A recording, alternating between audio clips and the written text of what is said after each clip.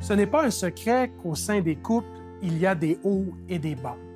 Au cœur d'une bonne relation de couple, il y a des principes de communication qui sont essentiels. Aujourd'hui, à l'émission Il est écrit, j'ai le plaisir de recevoir un certain nombre d'invités qui vont discuter de la communication au sein du couple. Je vous invite à demeurer des nôtres.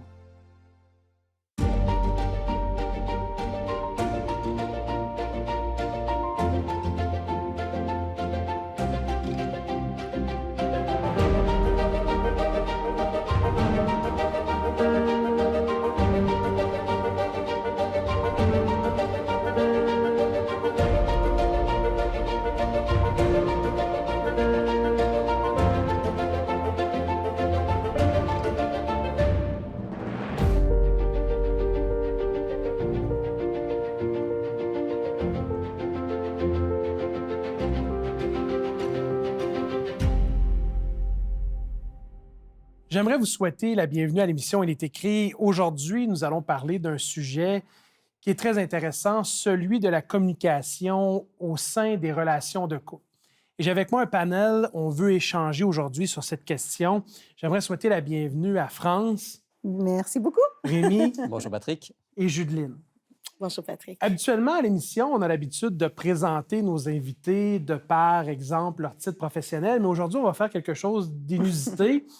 Étant donné qu'on parle de relations de couple, je vais vous demander de vous présenter, mais davantage par le nombre d'années que vous êtes mariés.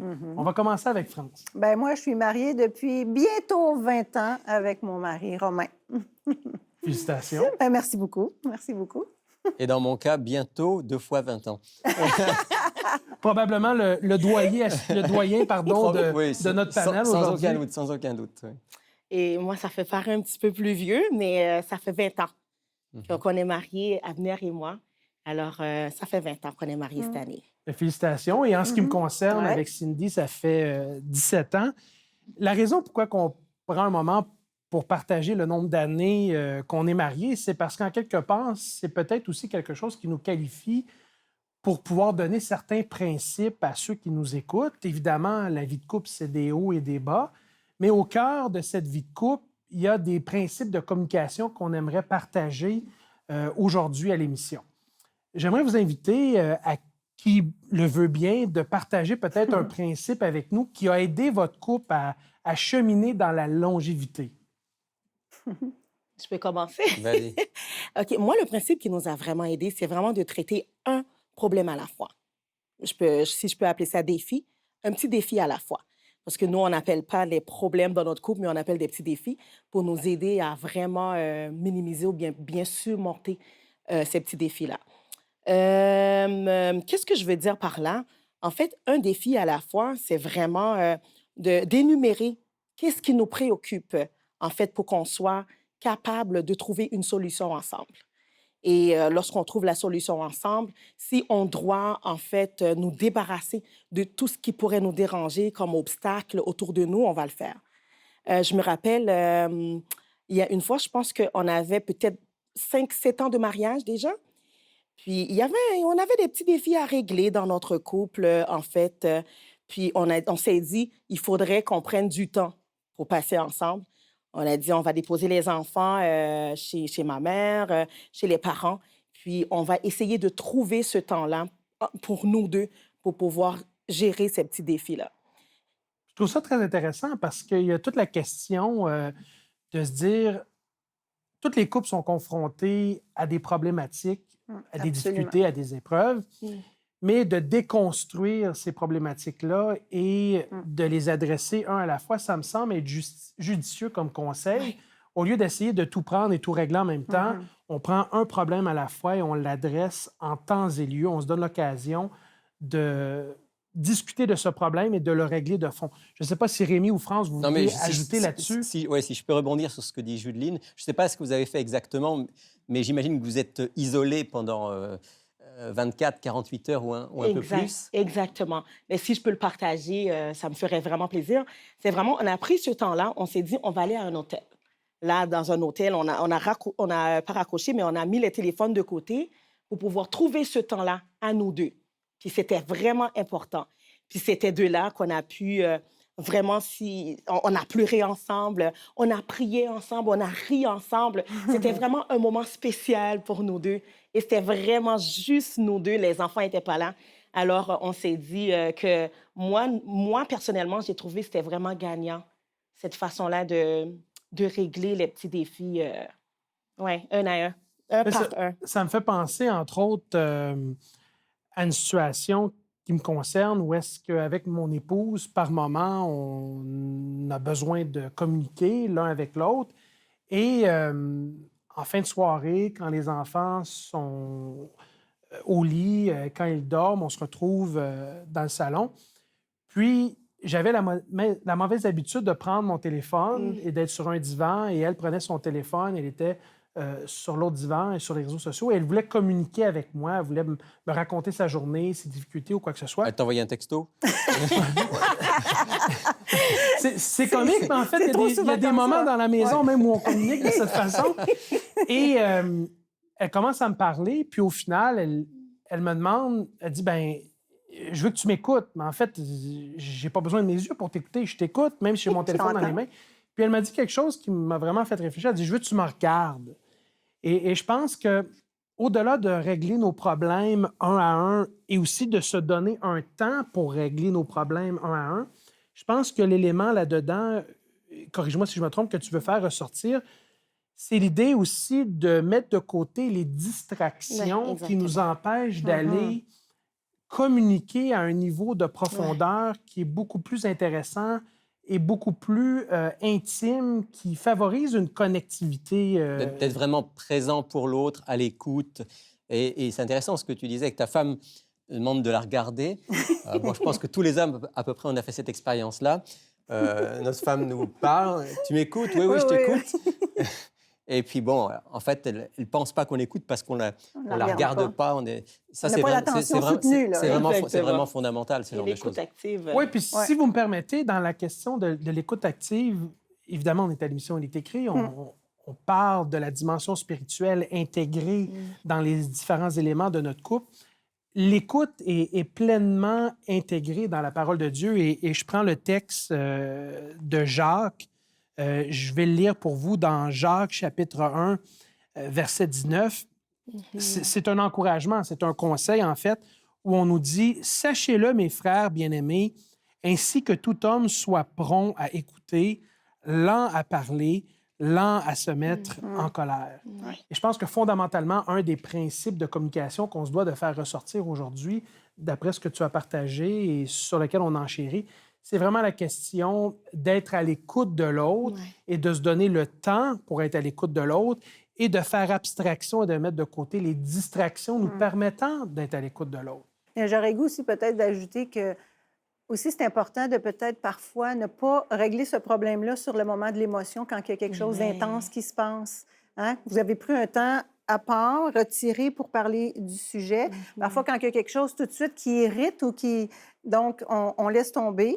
Nous, on fait ça souvent aussi. On laisse tomber la poussière et on s'en reparle plus tard, quand la colère ou la frustration est passée. Mais je trouve ça très intéressant que tu soulèves le point, France, parce que la question aussi de l'émotion, ça peut être rattaché également au tempérament. Oui.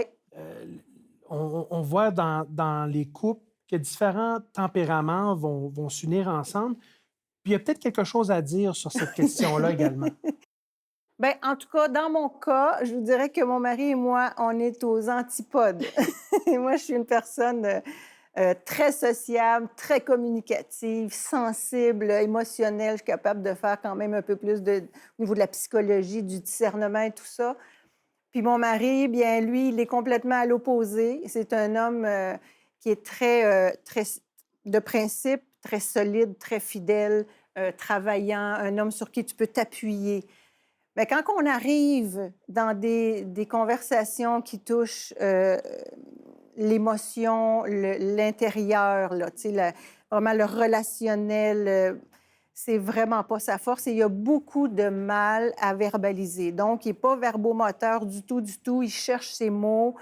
Puis, ça, j'aimerais dire aux auditeurs qu'il y a beaucoup de couples comme ça. Puis il y a beaucoup d'hommes qui sont Beaucoup d'hommes dans comme une ça. situation Donc, de parfois, tombage. on a de belles théories de communication qui sont exactes et qu'on encourage à mettre en pratique. Mais il faut être bien conscient que le conjoint est peut-être pas comme ça, puis c'est pas dans ses aptitudes. Donc, on doit s'adapter, on doit l'accepter. Il faut pas essayer de le changer parce qu'il est venu au monde comme ça, hein. Il y en a qui sont forts dans un domaine, d'autres dans un autre. Et de son côté, lui, il est beaucoup plus introverti, puis il a du mal à s'exprimer. Donc, au niveau de notre communication, quand il y a des choses qui sont... Bon, moi, je suis l'opposé, on s'entend, donc pas besoin de m'imaginer. Moi, je suis sensible, je peux pleurer, je peux me choquer, ça sort facilement. Mais moi, ma difficulté face à ça, c'est que si j'ai besoin d'être encouragée, exhortée... Tu as besoin d'un feedback, de quelque chose qui oui, revienne. Ouais. exactement, j'ai besoin... J'en ai pas. Mais ce que je développe, c'est que si j'ai besoin de parler de quelque chose, je peux en parler. Bon, c'est sûr qu'à lui, je le verbalise, c'est sûr. Mais je peux verbaliser avec quelqu'un d'autre qui, cette personne-là, va pouvoir, à ce moment-là, soit me conseiller ou...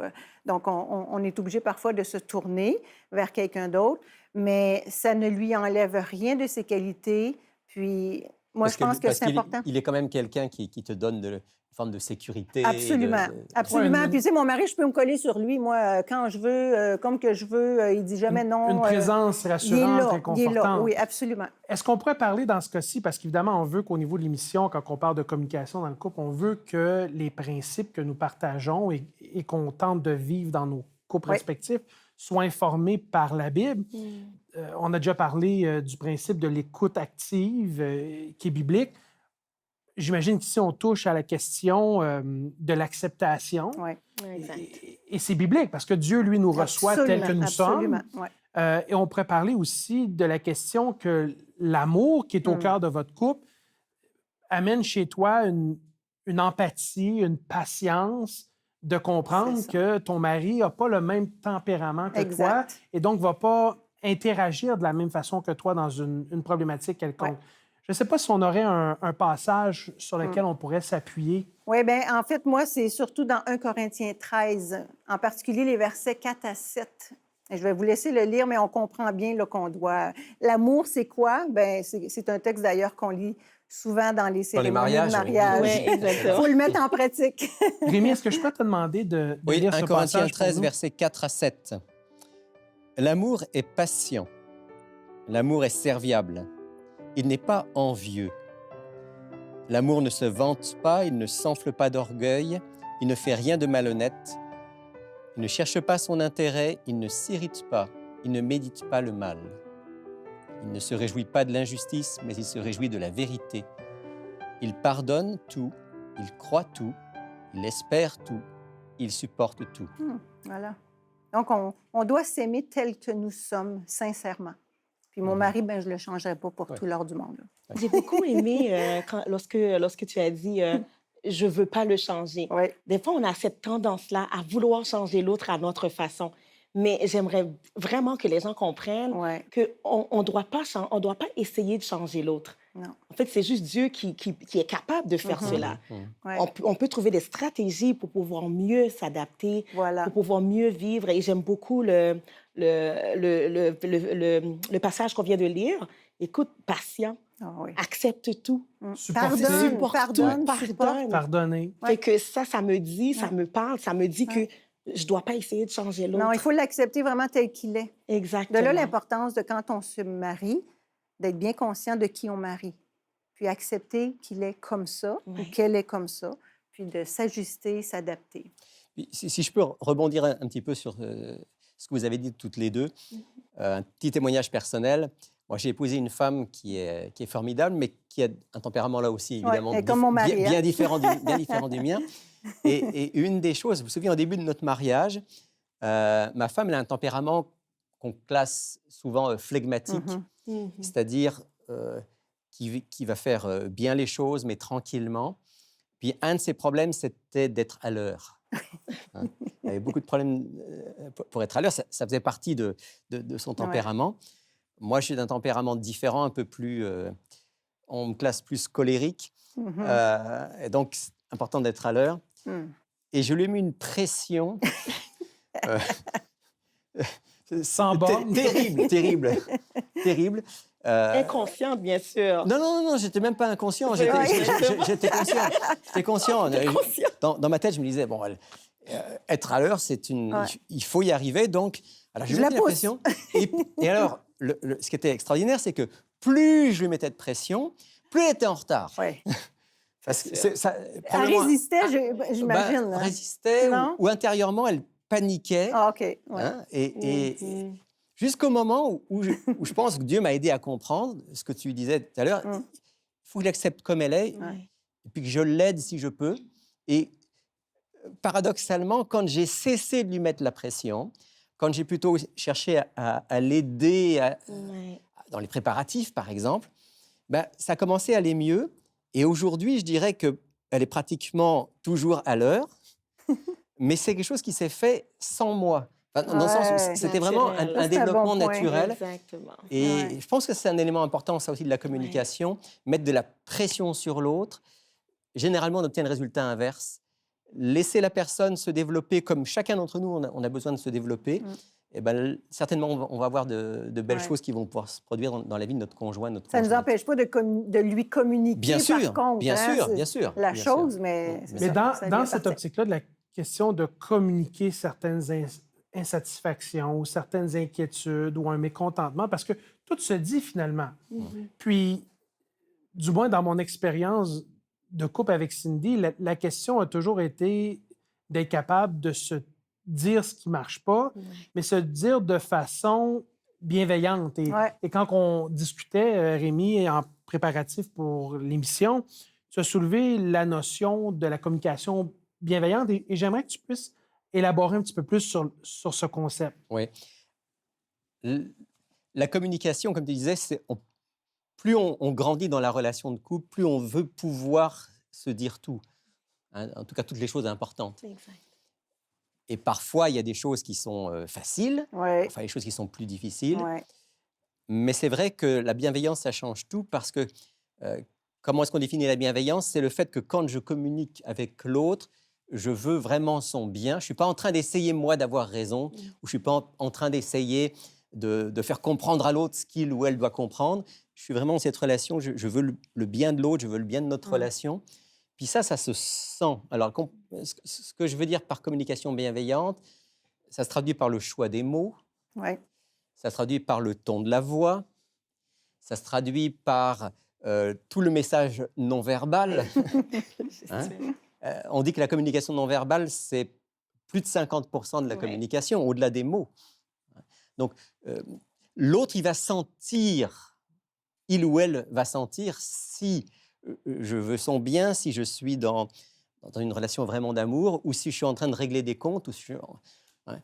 Alors, je pense à un texte que j'aime beaucoup dans Éphésiens. Patrick, si tu permets qu'on lise ensemble, dans l'épître de Paul aux Éphésiens, au chapitre 4. Et l'apôtre Paul dit ceci: « Soyez bons les uns envers les autres, compatissants, vous pardonnant réciproquement comme Dieu vous a pardonné en Christ. » Ouais. Donc, Ça me fait aussi penser à un texte aussi, Colossiens 4:6, qui nous parle comment qu'on doit choisir nos mots, comment que les mots doivent être choisis avec soin lorsqu'on intervient avec l'autre. Écoute, il faut vraiment... Oui, absolument. Dans Colossiens chapitre 4, verset 6, on peut lire « Que votre parole soit toujours accompagnée de grâce, Yes. assaisonnée de sel, afin que vous sachiez comment il faut répondre à chacun. Et ce que je trouve intéressant dans les deux passages qu'on vient de lire, c'est que finalement, au niveau de notre dimension spirituelle, la foi en Dieu, elle est ancrée dans un principe de communication. Mais en même temps, les principes de communication qui sont enseignés dans la Bible sont également fondamentaux au bon fonctionnement de notre couple. Et dans la question de la communication bienveillante, dans la question des choix de parole, dans la question des respects en ce qui De l'autre. concerne les tempéraments, le respect mutuel, moi, j'ai vécu une période dans notre couple qui a été quand même assez particulière dans la mesure où, bon, peut-être un manque de maturité de part et d'autre, nouvellement mariés, en train d'apprivoiser la vie ensemble, Cindy avait l'impression que je devais lire dans ses pensées, que je devais décoder certaines choses qui, pour elle, étaient, mais d'une évidence où de me le dire, ça n'avait aucun bon sens. Mais à un moment Il donné... paraît que c'est assez féminin, ça. C'est ce que, C'est pour ça que c'est ce que j'allais dire. je me reconnais un peu là-dedans. Puis à un moment donné, on est arrivé vraiment à une situation où est-ce qu'on était à couteau tiré, on s'est accroché, puis j'ose le dire, on s'est chicané. Puis j'aimerais encourager nos auditeurs à ne pas avoir honte. Moi, j'ai été élevé dans un contexte où est-ce que mes parents m'ont toujours dit nos problèmes, on les vit en famille, on n'en parle pas. Mais en même temps, je suis aussi de l'école de pensée que c'est correct de dire certaines choses. Ça peut aider les autres à grandir aussi avec nous et à cheminer dans la compréhension que tout n'est pas parfait dans les couples. Puis finalement, on en est venu à une entente mutuelle où est-ce que moi, j'avais besoin, pour que ça fonctionne bien, que certaines choses soient clairement dites et nommées. Mais pour elle, ça lui demandait un effort. Mais en même temps, je pense que dans son amour pour moi, elle est en mesure de déployer cet effort-là parce qu'il y avait un gain au bout. Ça allait améliorer le fonctionnement dans notre couple. Et suite à cette chicane-là, suite à cet accrochage-là, moi, je suis allé un peu fort. Puis l'autre principe que j'aimerais faire ressortir, c'est l'importance du pardon. Qu'on a mentionné dans le texte tout à l'heure. Ouais. Exactement. Dans 1 Corinthiens, chapitre 13, on a vraiment tout qui est nommé. Et je ne sais pas si ça a été votre expérience, mais du moins, nous, on essaie d'appliquer ce principe de jamais aller se coucher sans avoir résolu ou réglé les enjeux quotidiens qui pourraient être une pierre d'achoppement l'un pour l'autre, qui pourrait créer une certaine tension ou une certaine distance. Ça me fait penser aussi à une situation qu'on vivait au début de notre mariage. Écoute, à tous les soirs, on s'assurait qu'on se parle, qu'on fasse un petit retour sur la journée. Comment ça s'est passé dans ton milieu de travail?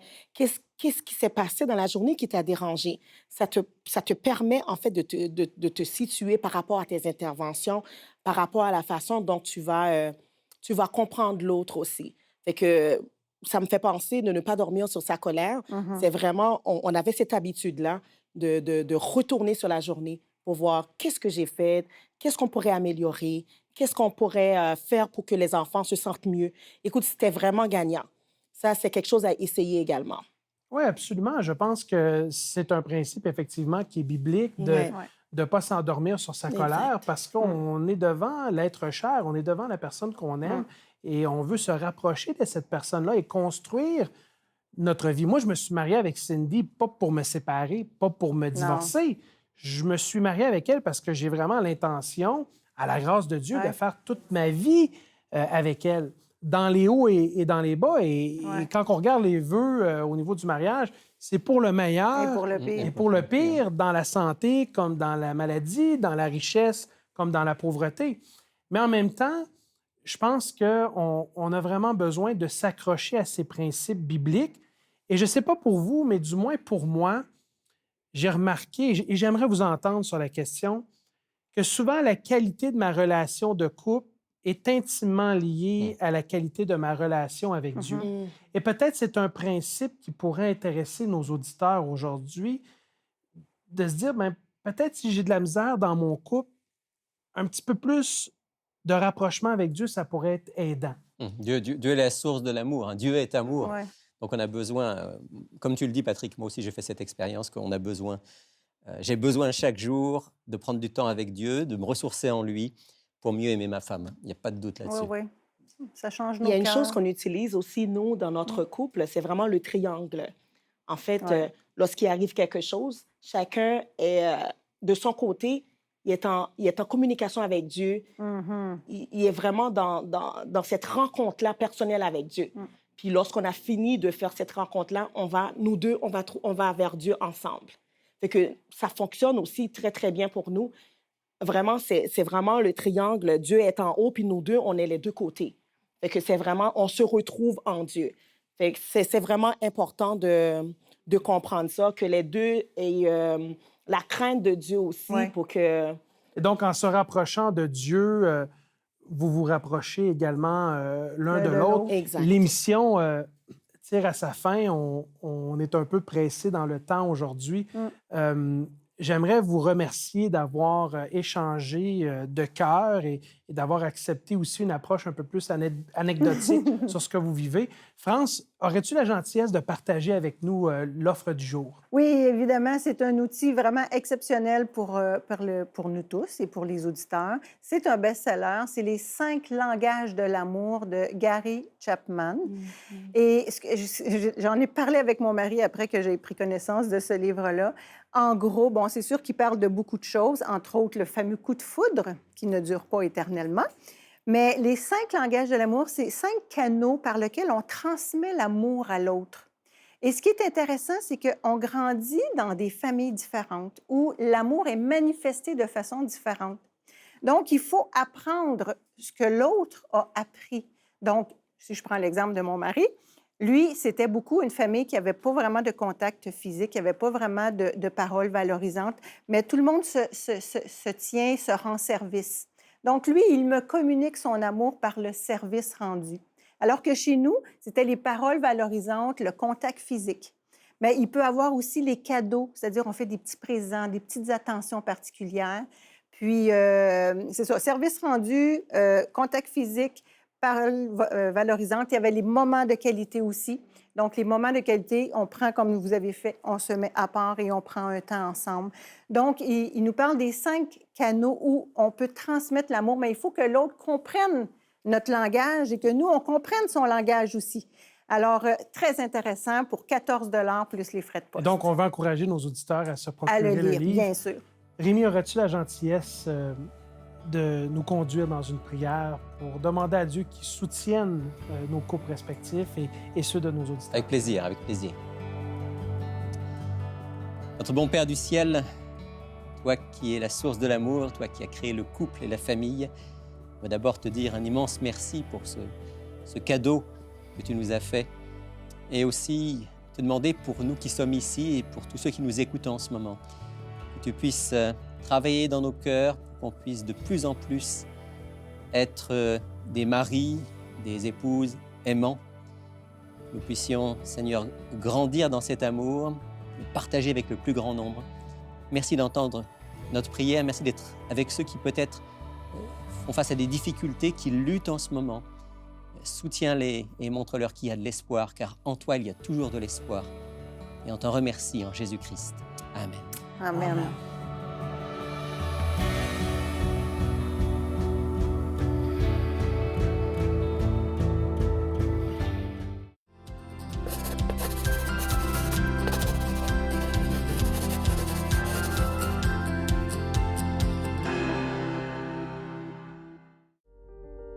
Merci d'avoir été des nôtres.